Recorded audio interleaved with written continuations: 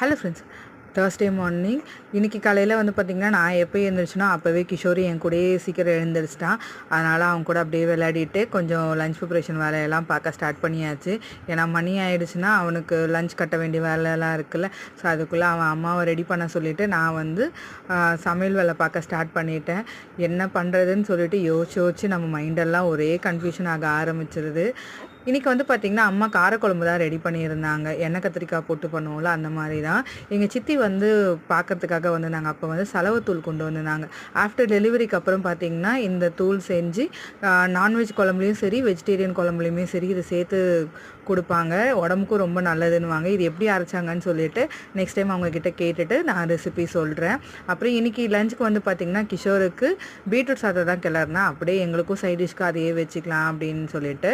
அப்புறம் வீட்டில் கொஞ்சம் மாவு இருந்தது. ஸோ அதை வந்து இனிப்பு போண்டா மாதிரி ரெடி பண்ணிட்டேன்.